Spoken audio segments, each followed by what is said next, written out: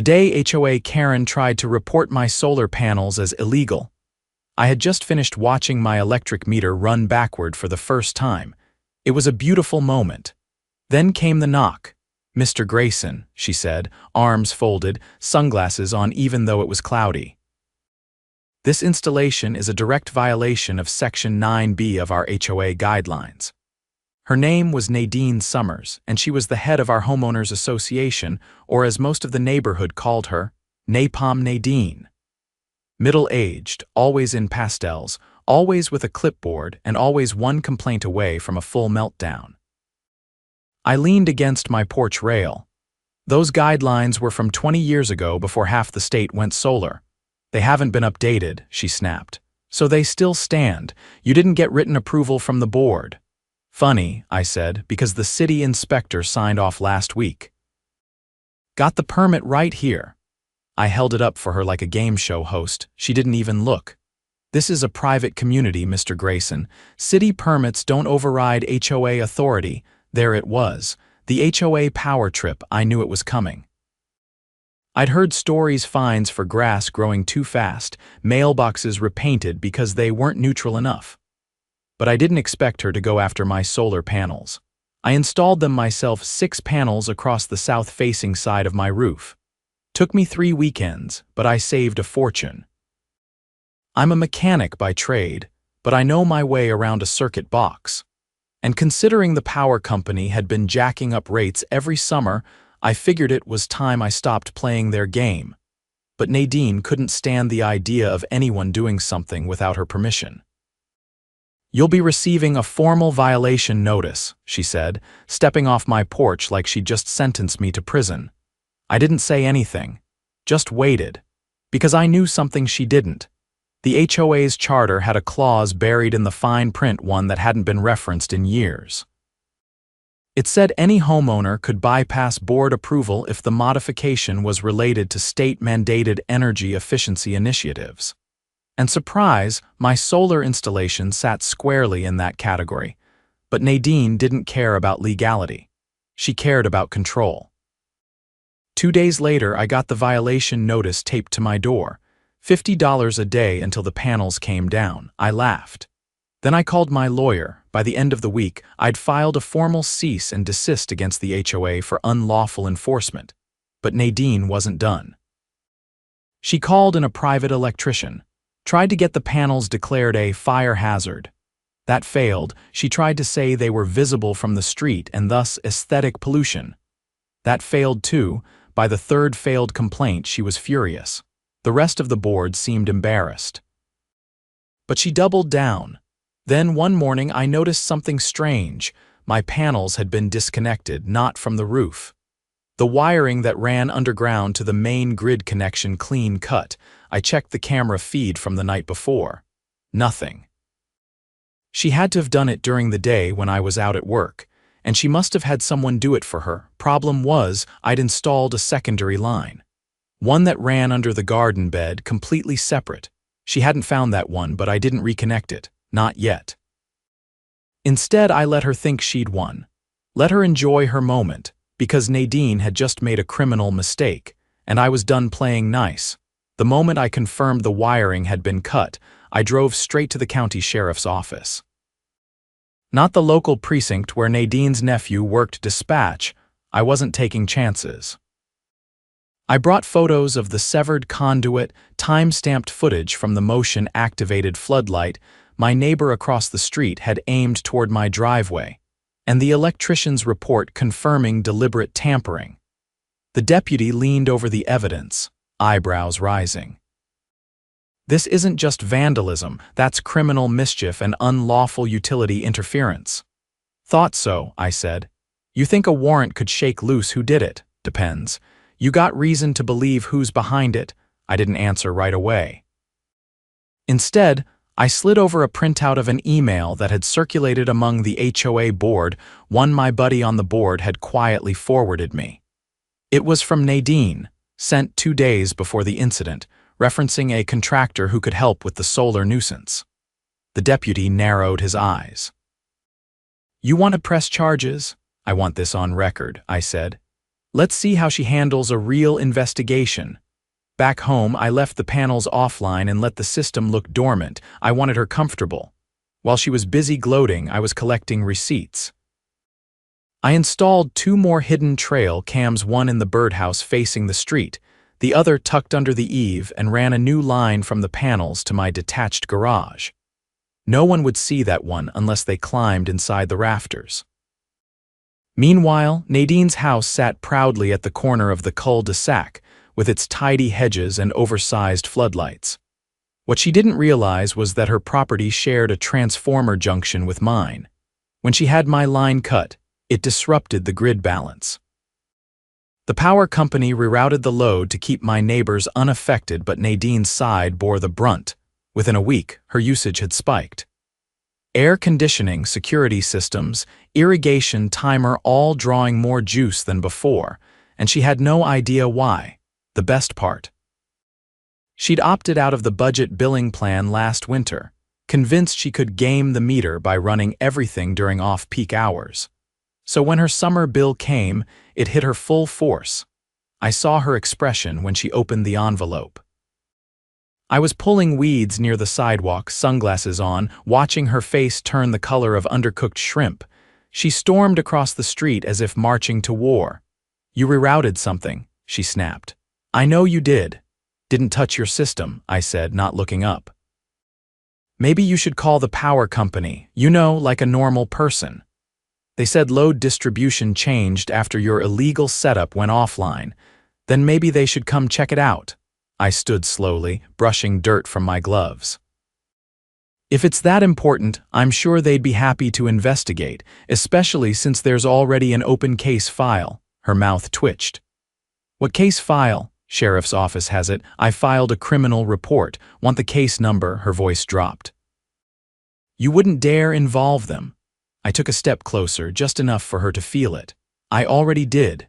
She turned without another word, heels clicking back across the pavement like gunfire. 2 days later, a patrol car parked outside her house. Not a courtesy call. They served her a summons request for voluntary statement regarding the utility tampering investigation. The neighborhood grapevine lit up within hours. HOA board members started whispering, one even resigning quietly, citing stress. I didn't go to the meetings, but I got the minutes. Attendance dropped by half. No one wanted to get caught in her mess. One evening, I caught her husband, Greg, watering the front lawn. We'd never spoken much. He always kept his head down, but he gave me a nod this time. Eyebrows apologetic. I didn't respond. A week later, I received a second violation notice. This one claimed I had restarted an unauthorized solar system with a fine 5 times higher than the last. But this time, I was ready. I submitted a formal grievance to the State Department of Energy, citing harassment and unlawful obstruction of renewable energy implementation. I attached the full timeline: emails, tampering evidence, the sheriff's report, and the HOA's outdated bylaws. Then I reached out to a local news channel. They had a segment called Power Plays a Watchdog series on energy controversies. I gave them everything. The story aired the following Monday. They blurred faces, but everyone could tell who it was about. They cut to me on my porch, explaining how I'd built the system, got permits, and complied with every rule, only to be targeted because it didn't look right to someone who thought she ran the block. The camera panned to the HOA clubhouse, where Nadine had been holding meetings. "No comment," she'd said, practically slamming the door on the reporter. The fallout was immediate. Residents started demanding a vote to remove her. The bylaws required 2/3 support to recall a sitting HOA president. Within 3 days, the petition had more than enough signatures. But Nadine didn't go quietly. She tried to declare the petition invalid, claiming it was coerced by media interference. She even filed a cease and desist against the news station. It backfired spectacularly. The station aired a follow-up, this time interviewing neighbors anonymously. One revealed how Nadine had threatened to fine her over a wind chime. Another had been cited for excessive porch seating. The story went viral. Regional papers picked it up. A local councilwoman even quoted it during a town hall, calling for reform in HOA oversight laws. By the time the recall vote was scheduled, Nadine had already packed most of her things. Her house went up for sale a week later. As for me, I reconnected my panels. The power company came out, inspected everything, and gave me a certificate for exemplary residential renewable integration. They even asked if I'd consider joining a pilot program for surplus energy contributions. I didn't just beat the HOA, I rewired the rules. Literally. And Nadine. Last I heard, she moved into a gated community where solar was banned outright. Fitting, really.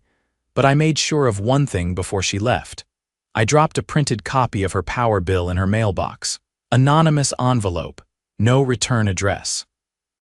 Just one line written across the top in red marker. Sun's still free. You just picked the wrong side. It wasn't over, not yet. Nadine might have lost her title and packed up her life into a moving truck, but the board she'd corrupted still had its claws sunk deep into the neighborhood. Her influence had left behind a paper trail of shady decisions, and the worst of it hadn't even surfaced. 2 weeks after her recall, I got a knock not from a clipboard-wielding enforcer, but from a guy in a clean-cut gray suit holding a badge. Detective Roland, County Property Crimes Division. He stood on my porch with the quiet intensity of someone who didn't waste time on small talk. "You're Mr. Grayson?" he asked, flipping open a notebook. "Yeah, something wrong? Got a few questions about a series of unauthorized HOA expenditures. Your name came up in a recent interview." I stepped aside and let him in. We sat at the dining table, and he laid out what he had. Someone had submitted a request to the county auditor's office for a forensic review of the HOA's financials. That someone had also attached a suspicious number of reimbursement forms, dozens of them, filed under maintenance costs, that didn't match any actual repairs. Roland tapped one form in particular. This one's for a contractor listed as MWF Solutions. Paid nearly $9,000 over 3 months for electrical inspections. I scanned the document. The address listed wasn't a business, just a P.O. box across town. "Let me guess," I said. "No inspections ever took place, not officially, and this contractor, no license on file. No tax ID, looks like a shell company." I leaned back. "You thinking someone on the board used it to funnel cash, that's the theory." He paused. "And here's where it gets interesting. The first check to MWF Solutions was cut 3 days after your solar panels went live." There it was. "A direct link. Any idea who authorized those payments?" I asked. He nodded. "Every one of them signed off by Nadine Summers." I exhaled slowly. "So not just an abuse of power, fraud. Worse. She used HOA funds to pay someone to sabotage your system. That's criminal conspiracy." I told him everything I hadn't included in the sheriff's report: the overheard conversation between board members at the corner lot cookout, the mismatched invoice dates, and the email attachment I'd received anonymously just days earlier. It was a PDF unsigned with the subject line, "She went too far." Inside was a scanned copy of an internal HOA memo marked private, detailing a motion to authorize discretionary emergency spending, vaguely worded, but with Nadine's initials at the bottom. Roland took the file with him. "You'll likely be contacted by the district attorney's office. This is bigger than we thought." By the end of the week, 3 more board members had been subpoenaed. One lawyered up immediately. Another tried to claim ignorance but was caught in a lie during a deposition. The third, he flipped. His sworn statement confirmed that Nadine had hired someone, a friend of a friend, to inspect my electrical work and verify safety concerns. But there was no inspection, just a cash payment under the table and a quiet visit with wire cutters during my work shift. The DA's office moved quickly. A grand jury was impaneled within a month. They weren't just looking at Nadine, they were digging into the entire HOA's financial history.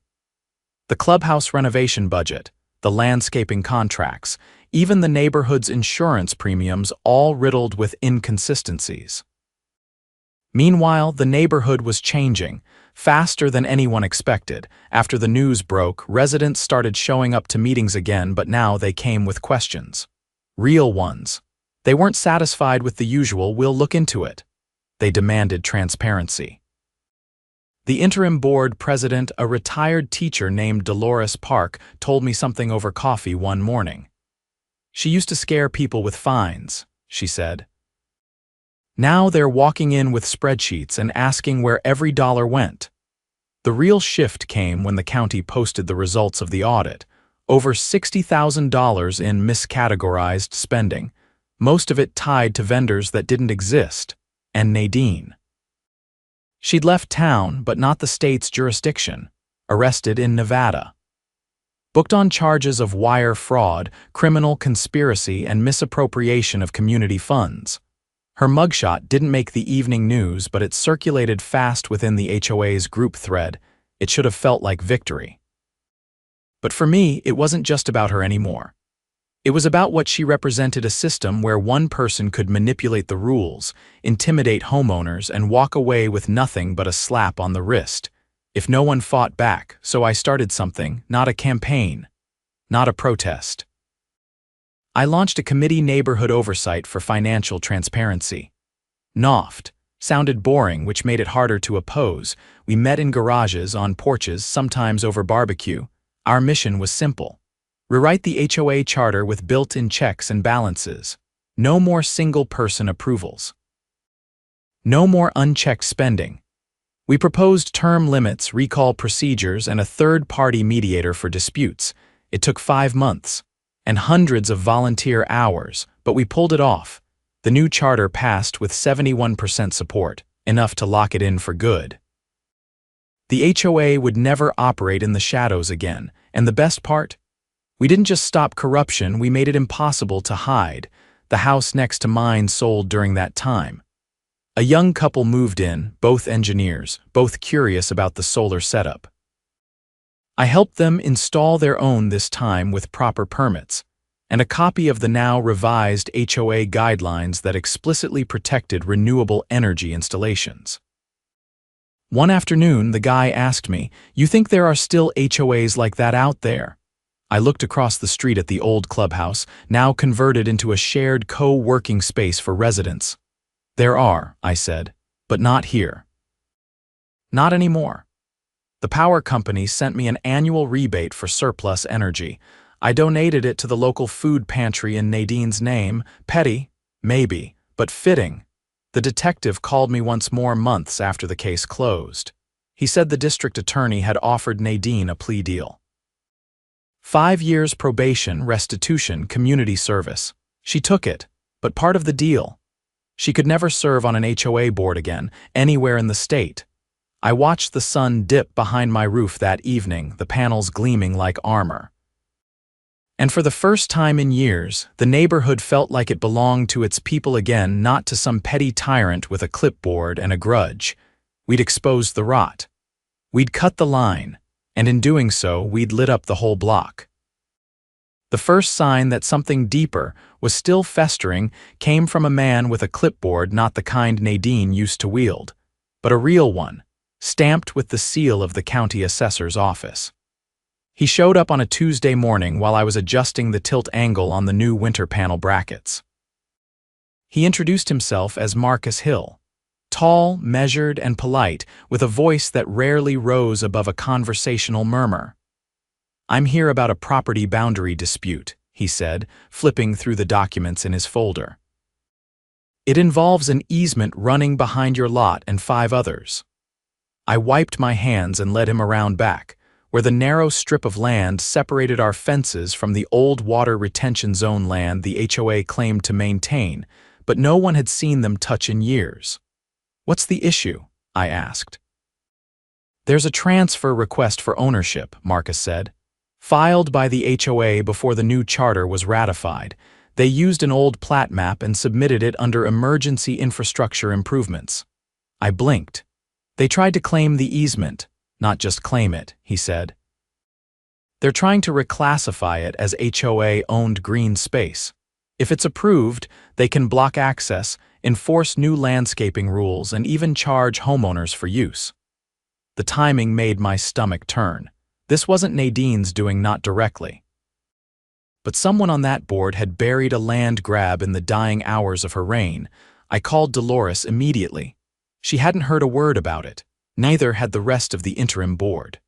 The application was filed under a name none of us recognized, Trevor Mayfield. "Never served on the board," Dolores said after checking the prior rosters twice. "Not once, but he signed as vice chair." I dug into the HOA's archived documents. Trevor Mayfield was a property investor who'd purchased a house 2 blocks over 6 months earlier. He never moved in. The house was gutted, the yard overgrown, and the windows still bore the stickers from the original manufacturer. The more I searched, the worse it got. Trevor had signed off on 5 separate funding transfers, all within a 3-week stretch.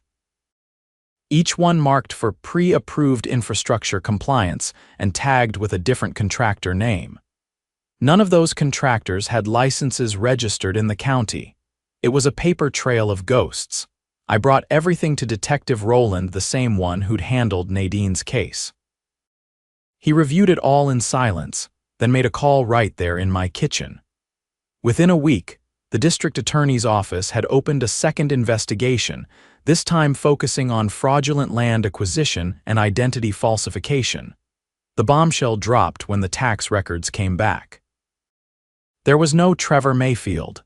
The name was fictitious, and the signature belonged to Nadine's husband, Greg.